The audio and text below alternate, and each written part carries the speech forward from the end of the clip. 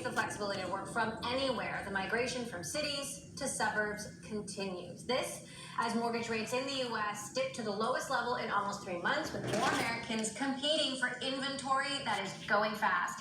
Last time he joined us, Redfin CEO Glenn Kelman said the housing market is unlike anything he's seen before. America is on the move, so right now inventory is rock bottom. It's like a Soviet-era supermarket. The shelves are completely empty. I have never seen any market like this. Glenn joins us now to talk about the housing market and the company's first quarter results. Glenn, I will never forget your words there. Would you still characterize the housing market that way at this moment? It might be more Bulgarian than Soviet. I forgot that I said that myself, but it has gotten worse. I think it's a 30-point drop in inventory. Not only is it the lowest level of inventory ever, it is the biggest drop ever in inventory. So once you start this cycle where people are scared to list their home because they're not going to be able to buy another place, it just perpetuates itself, and it's only gotten worse. So why is the inventory low? Is it because people are scared? Is it because fewer people are moving? There was a lot of movement earlier in the pandemic. I feel like 3 people moved off my street. So what's happening? Well, I think some of it is that we have doubled the rate at which people are buying second homes. So you have some people living in 2 homes instead of 1.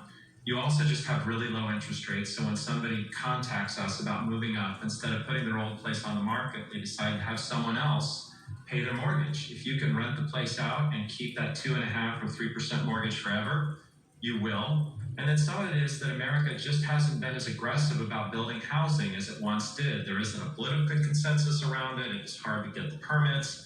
The builders haven't always had the confidence, although now they're going crazy trying to catch up to demand.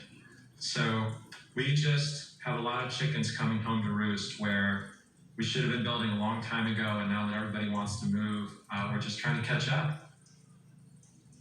Prices are also rising. Do you expect them to continue to rise through the end of the year? Like if you're looking now and you're having a hard time, should you be holding out for the fall, or is it only going to get worse?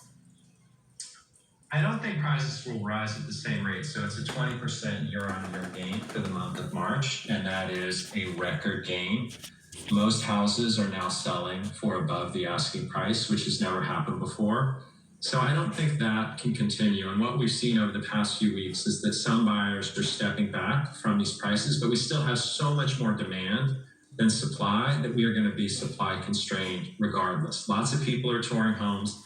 They're just worried about being able to win the bid. And then even when they do win the bid, they're worried that their loan won't go through because the appraisal is going to come in so much lower than what they offered to pay. So I think you are going to see just a little bit of air come out of the balloon. It's not that prices are going to fall. They're just not going to rise quite as much. The only factor that's driving this is that if you are leaving San Francisco for Boise, Idaho, it doesn't matter if the price is double or triple. It still feels like you're paying a monopoly money because people are paying less for the home in Ohio, in Nevada, in Idaho than they were in California or New York. And that's why prices have been able to rise so much, because so much of this is driven by migration. Meantime, you have companies redefining their policies about whether to come in or not. Google was going to take a stricter stance and wanted everyone back to the office. Now they're saying a large number of people can work from home forever if they want. Coinbase is selling